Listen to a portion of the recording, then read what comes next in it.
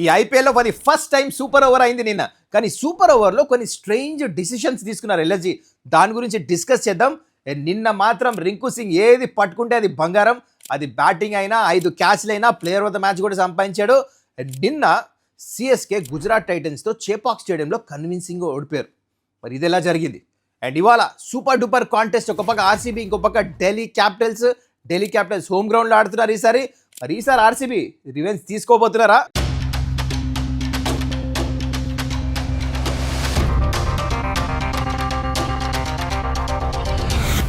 నమస్కారం, welcome to Suman's takeout. మొత్తానికి మనం అందరం వెయిట్ చేస్తున్న సూపర్ ఓవర్ ఫైనలీ నిన్నటి మ్యాచ్లో వచ్చేసింది. దాంతోపాటు నిన్న ఆఫ్టర్నూన్ మ్యాచ్, ఇవాళ జరగబోయే మ్యాచ్ గురించి ఇన్ డీటెయిల్ డిస్కస్ చేద్దాం. కానీ బిఫోర్ దట్ మీరు ఇంకా ఛానల్ని సబ్స్క్రైబ్ చేసుకోకపోతే కైండ్లీ డూ దట్. నిన్న ఆఫ్టర్నూన్ మ్యాచ్ గురించి ఫస్ట్ స్టార్ట్ చేద్దాం, ఫటాఫట్ డిస్కస్ చేద్దాం. అయితే నిన్న సిఎస్కే టాస్ ఓడిపోయి ఫస్ట్ బ్యాటింగ్ వచ్చింది. కానీ just they manage to get 158. At least ఒక 30 రన్లు షార్ట్ ఉన్నారు. దీనికి కారణము 37 for 4 ప్లేయింగ్ 11లో మార్పులు. హుర్రీల్ పటేల్ని తెచ్చారు, సర్ఫరాజ్ని పెట్టలే, కానీ మళ్ళీ ఇంపాక్ట్ ప్లేయర్ కింద తెచ్చారు బ్యాటింగ్కి. తను కూడా రన్స్ కొట్టలేదు, త్వరగా వికెట్స్ పడిపోయినాయి. రబాడా ఇంపాక్ట్ 150 పేస్ వేసాడు, దాంట్లో బౌన్సర్ ప్లాన్లో అవుట్ చేశారు. ఇక్కడ ఏమైనా బ్యాక్ ఫుట్ వెళ్ళిపోయారు. ఎస్, ఋతురాజ్ మొత్తం ఇప్పుడు దాకా ఐపీఎల్లో రన్స్ కొట్టలే, కానీ బ్యాటింగ్ మొత్తం అందరు విఫలమైనప్పుడు తను రన్స్ కొట్టాడు, 70+ రన్స్. కానీ strike rate was the issue. 30 రన్లు ఎక్స్ట్రా కొట్టాల్సింది, ఇక్కడ డెఫినెట్లీ 180కి చేరాల్సింది సిఎస్కే. చేరలేపారు. ఋతురాజ్ ఏంటంటే వీ కెన్ అండర్స్టాండ్, రన్స్ లేవు, అవతల పైగా వికెట్స్ పడిపోయినాయి. 37 for 4. ఈ కుడెంట్ అటాక్, పెద్ద గ్రౌండ్, స్లైట్లీ ఆఫ్టర్నూన్ గేమ్ వికెట్స్లో ఉంది, అది ఎఫెక్ట్ అయింది. మొత్తానికి CSK only manage to get 158. In reply Gujarat Titans ఈజీగా కొట్టేశారు. ఓపెనింగ్ పార్ట్నర్షిప్ వచ్చేసింది, పవర్ ప్లేలో వికెట్స్ కావాలి సిఎస్కేకి, కానీ పడలేదు. అది గిల్ 30+ కొట్టాడు. సాయి సుదర్శన్ మళ్ళీ బ్రిలియంట్ ఫామ్ చూపించాడు, మ్యాగ్నిఫిసెంట్ ఆడాడు. కానీ ప్లేయర్ ఆఫ్ ద మ్యాచ్ తనకు రాలి, ఎందుకంటే బౌలర్స్ 158కి రెస్ట్రిక్ట్ చేశారు కదా సిఎస్కేకి, అందుకనే రబాడాకి ఇచ్చారు. తను తీసిన 3 వికెట్లు ఇంక్లూడింగ్ సంజు శాంసన్ వికెట్, అక్కడ ఫరక్ పడింది మ్యాచ్. మొత్తానికి సిఎస్కే టేబుల్లో కిందకు వచ్చేసారు. మళ్ళీ ఎందుకు? జస్ట్ బికాజ్ కాంబినేషన్ సెట్ అవ్వట్లే, బౌలింగ్ అది ఈసారి బ్యాటింగ్ విఫలమైంది. So they have to buckle up and come fast, లేకపోతే లేట్ అయిపోతుంది ఈ టోర్నమెంట్లో. అది సిఎస్కే సంగతి. సో నిన్న సెకండ్ మ్యాచ్లో చాలా డ్రామా జరిగింది. ఒకటేమో మ్యాచ్ సూపర్ ఓవర్ దాకా వెళ్ళింది, ఇంకోటి మ్యాచ్లో ఒక స్ట్రేంజ్ డిసిషన్ చూసాం ఎంపైర్ నుంచి, అబ్స్ట్రక్టింగ్ ద ఫీల్డ్. రఘువంశీది ఇది ఎట్లా జరిగింది? చాలా డ్రామా జరిగింది. Okay, let's start of first super over కంటే ముందు ఏం జరిగిందో మెయిన్ మ్యాచ్లో. అయితే ఇక్కడ టాస్ గెలిచి ఎల్ఎస్జీ కేకేఆర్కి బ్యాటింగ్ ఇచ్చింది. They manage to just score 155. అది కూడా thanks to Rinku Singh. 30 for 4. ఇక్కడ స్లో పిచ్, బాల్ ఆగేసి వస్తుంది, సూపర్ వేసినారు బౌలింగ్. అక్కడ left arm fast bowler Mohsin 5 వికెట్లు తీసుకున్నాడు, చింపేశాడు మొత్తానికి. ఏమైంది? కానీ రింకు సింగ్ ఇంత మంచిగా ఆడాడు. దాని తర్వాత బ్రిలియంట్ నెక్స్ట్ లెవెల్ బ్యాటింగ్ చేసి లాస్ట్ ఓవర్లో రిక్వేష్ రాత్రిని 4 సిక్స్లు కొట్టి మేనేజ్ చేసి 155 తీసుకెళ్ళాడు. బ్రిలియంట్. అయితే ఈ క్రమంలో ఏమైందంటే, ఒకటి అంక్రిష్ రఘువంశీ, ఇక్కడ గుర్తుపెట్టుకోవాలి, కేకేఆర్ బ్యాటర్ ఈ ఇన్నింగ్లో అబ్స్ట్రక్టింగ్ ద ఫీల్డ్ రన్అట్ అయ్యాడు.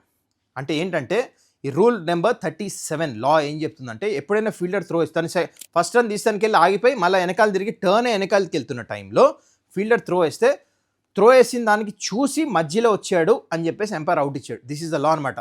తెలిసి కావాలని మధ్యలో వస్తే అవుట్. అయితే ఇక్కడ చాలామంది ఆర్గ్యూ చేయొచ్చు. అక్కడ ఏం చెప్తుందంటే రీప్లేస్లో క్లియర్గా ఏం చూపించారంటే, తను ఇట్లా పరిగెట్టి ఇక్కడ నుంచి త్రో వస్తుంది, ఇట్లా కావాలని త్రో మధ్యలో వచ్చాడు అనమాట స్టంప్స్కి, అందుకని అవుట్ ఇచ్చేసాడు ఎంపైర్. నాకు అనిపించింది అది అవుట్, ఎందుకంటే ఇంటెన్షనలీ చేసినట్టు నాకు అనిపించింది, ఎందుకంటే పాత్ చేంజ్ చేశాడు.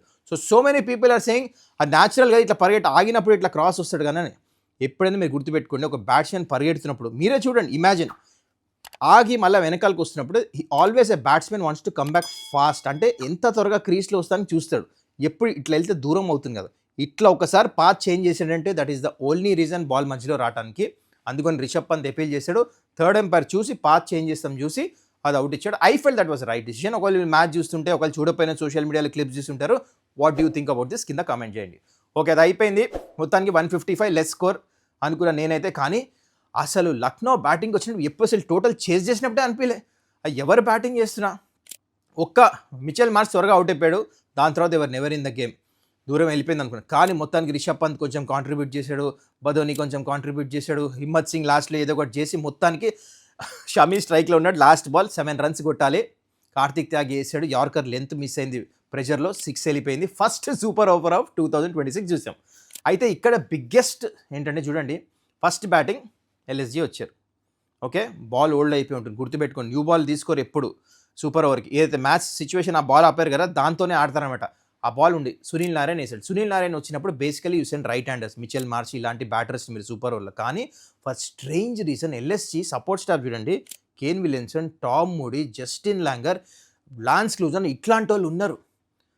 And they have taken a strange decision. ఏంటంటే నిక్లెస్ పురన్ పంపించారు. నిక్లెస్ పురన్కి రన్సే లేవు ఇంతవరకు ఐపీఎల్లో. అండ్ సునీల్ నారాయణకి మీకు గుర్తుంటే మేడిన్ ఓవర్ ఆడాడు ఇంతకుముందు సిపిఎల్లో ఇదే సూపర్ ఓవర్లో, అవుట్గా ఉన్నాడు ఇంతకుముందు. అవుట్ అయిపోయిన బౌలర్కి ఇన్నిసార్లు ఇట్ వాజ్ స్ట్రేంజ్. తను వచ్చాడు, ఫస్ట్ బాల్ అవుట్ అయిపోయాడు, దాని తర్వాత రిషబ్ పంత్ వచ్చాడు, మళ్ళీ దాని తర్వాత సింగిల్ తీసాడు, next ball Aiden Maken కొడతాంకెళ్ళి out అయిపోయాడు, 1 రన్లో గాన్. వాళ్ళు వచ్చి కొట్టేశారు రన్స్. స్ట్రేంజ్. సూపర్ ఓవర్లో మజా రాలే నిజంగా. ఈ డిసిషన్స్ నాకు అర్థం కాలే, అది కూడా ఇంత దిగ్గజాలు ఉన్న తర్వాత. ఐ ఫెల్ట్ ఇట్ వాజ్ అంటే this is not the right decision. అంటే ఐపీఎల్ లెవెల్లో ఇలాంటి మిస్టేక్స్ అవుతాయని నేనైతే అనుకోలేను. మొత్తానికి మ్యాచ్ అయిపోయింది. ఇక్కడ something to cheer about for KKR. ఇది జరిగింది నిన్న ఫస్ట్ సూపర్ ఓవర్లో. మరి మీరు చూస్తుంటే ఈ డిసిజన్ గురించి మీరేమంటారు కింద కమెంట్ చేయండి. ఇప్పుడు లెట్స్ టాక్ అబౌట్ ఇవాళ game, super duper contest RCB versus Delhi Capitals. So ఈ మ్యాచ్ జరుగుతుంది ఢిల్లీ క్యాపిటల్స్ హోమ్ గ్రౌండ్లో. హెడ్ టు హెడ్ చూసుకుంటే ఇప్పుడు దాకా ఢిల్లీ వర్సెస్ ఆర్సీబీ 34 మ్యాచ్లు ఆడితే 20 మ్యాచ్లు ఆర్సీబీ గెలిచారు, డామినెన్స్. అండ్ ఆల్సో ఇదే వెన్యూలో అంటే ఢిల్లీ క్యాపిటల్స్ హోమ్ గ్రౌండ్లో హెడ్ టు హెడ్ చూసుకున్న 11 మ్యాచెస్లో 7 మ్యాచెస్ ఆర్సీబీ గెలిచారు, కంప్లీట్ డామినేషన్. కానీ రీసెంట్లీ ఒక మ్యాచ్ జరిగింది మీకు తెలుసు కదా, ఈ ఐపీఎల్ 2026లో ఢిల్లీ క్యాపిటల్స్ వెళ్ళి క్లోజ్ మ్యాచ్ చిన్నస్వామి స్టేడియంలో ఆర్సీబీని డిఫీట్ చేశారు. బిల్లర్ లాస్ట్లో ఫినిష్ చేశాడు, స్టబ్స్కి ప్లేయర్ ఆఫ్ ద మ్యాచ్ వచ్చింది. అందుకని T20 ఫార్మాట్లో ఏం చెప్పలేము. అయితే now coming to the venue stats.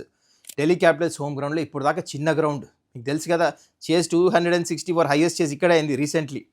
అయితే ఇప్పుడు now coming to the venue stats. 3 మ్యాచ్లు ఆడితే ఇక్కడ ఫస్ట్ బ్యాటింగ్ టీం ఒకసారి గెలిచింది, 2 టైమ్స్ ఏమో సెకండ్ బ్యాటింగ్ టీం గెలిచింది. యావరేజ్ స్కోర్ వచ్చేసి 210 అండ్ యాక్చువల్లీ ఇంకా ఎక్కువే ఉంటుంది. అయితే ఇక్కడ most of the times toss గెలిస్తే సెకండ్ బ్యాటింగే చేస్తారు. ఇప్పుడు కూడా కళ్ళు మూసుకొని ఈ గ్రౌండ్లో టాస్ గెలిస్తే సెకండ్ బ్యాటింగే చేస్తారు, అది ఢిల్లీ అయినా ఆర్సీబీ అయినా అదే చేయాలి కూడా.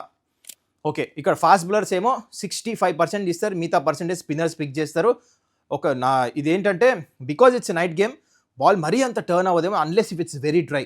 కానీ స్పిన్నర్ స్లైట్లీ ప్లేలో వస్తారు, గ్రిప్ ఉంటుంది. దాని తర్వాత ఇది బ్లాక్ సాయిల్ పిచ్, కొంచెం బౌన్స్ అనేది తక్కువ ఉంటుంది, స్టంప్స్ మీద ఎక్కువ బౌలర్స్ చేస్తారు. So that's about the venue strategies అలా ఉంటాయి ఇక్కడ ఈ గ్రౌండ్లో. Okay, now coming to playing 12 of both the teams. First మనం ఢిల్లీ క్యాపిటల్స్ ప్లేయింగ్ 12 చూడండి. ఇక్కడ మీరు లాస్ట్ మ్యాచ్కి ఈ మ్యాచ్కి ఒక చేంజ్ కంపల్సరీ, ఫోర్స్ చేంజ్ ఉంటుంది. ఎందుకంటే లాస్ట్ మ్యాచ్ ఓడిపోయారా, హై స్కోరింగ్ ఎన్కౌంటర్ ఓడిపోయారు పంజాబ్తో. ఆ మ్యాచ్లో ఎంగిడికి దెబ్బతగిలింది, you know that. So Ngidi ప్లేస్లో చమీరా ఎక్స్పెక్ట్ చేయొచ్చు. చాలామంది అనొచ్చు మిచెల్ స్టార్క్ ఇండియా వచ్చేసాడు కదా అంటే, తను మే తర్వాత ఫస్ట్ వీక్లో ఆడుతాడని చెప్పి స్టేట్మెంట్ రిలీజ్ చేశారు. మరి ఏమైనా ఫోర్స్ చేసి ముందే ఆడిపిస్తారు I don't know. But according to రైట్లో ఇన్ఫర్మేషన్ ఏంటంటే చమీరా ఆడచ్చు సో ప్లేయింగ్ 11లో.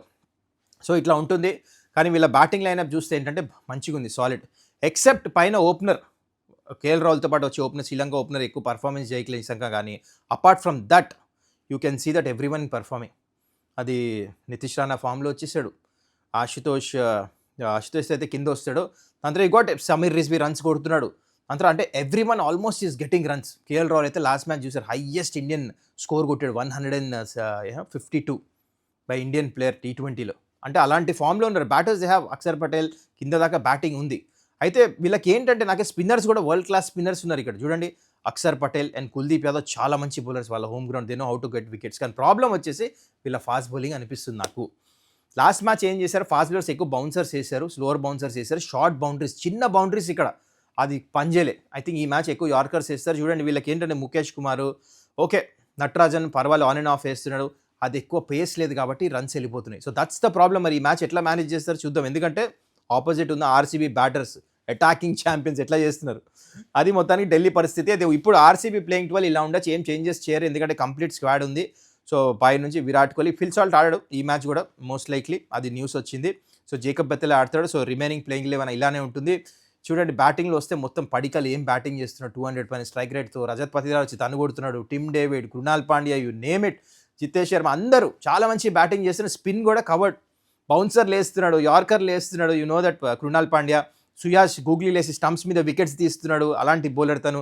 అండ్ కిందకు వచ్చేస్తే ఈ పిచ్కి తగ్గట్టు బౌలింగ్ కూడా ఉంది ఫాస్ట్ బౌలర్స్లో. కానీ ఎవరు రసిక్ సలాం స్లోవర్ వన్ మంచి గ్రిప్ అవుతుంది పిచ్ మీద, అది హేజల్వుడ్ మంచిగా వేస్తాడు back of the length pitch మీద. So covered, everything is covered bowling అంటారు నేను. RCB looking much stronger. Yes ఓడిపోయారు ఢిల్లీ క్యాపిటల్స్తో, బట్ స్టిల్ ఆన్ పేపర్ చూస్తే డెఫినెట్లీ ఆర్సీబీ ఇన్ఫార్మ్, మ్యాచ్ గెలిచేసి వస్తున్నారు. ఢిల్లీ క్యాపిటల్స్ లో ఉంటుంది కాన్ఫిడెన్స్. 264 రన్స్ ఇచ్చేశారు పంజాబ్కి. సో వాళ్ళు మారలీ చాలా డౌన్ ఉంటారు. బట్ లెట్స్ సీ T20 ఫార్మాట్లో ఏం చెప్పలేను. ఓకే నౌ ఇది మరి మొత్తానికి. సో విరాట్ కోహ్లీ కూడా 9,000 రన్స్కి అదొక మైల్ స్టోన్ ఉంది, ఈస్ గెటింగ్ నియర్. సో మొత్తానికి మ్యాచ్ ప్రెడిక్షన్ విషయానికి వచ్చేస్తే I feel personally that RCB to win this match. అది ఫస్ట్ బ్యాటింగ్ చేసినా సెకండ్ బ్యాటింగ్ చేస్తే ఇంకా కంఫర్టబుల్గా గెలుస్తారని నాకు అనిపిస్తుంది. మరి మీ ప్రెడిక్షన్ ఏంటి కింద చెప్పండి, కామెంట్ చేయండి. I hope you enjoyed this video. మళ్ళీ మనం నెక్స్ట్ వీడియోలో కలుద్దాం. ఇంకా మీరు ఛానల్ సబ్స్క్రైబ్ చేసుకోకపోతే kindly do that. That's it guys. మళ్ళీ మన నెక్స్ట్ వీడియోలో కలుద్దాం. బాయ్.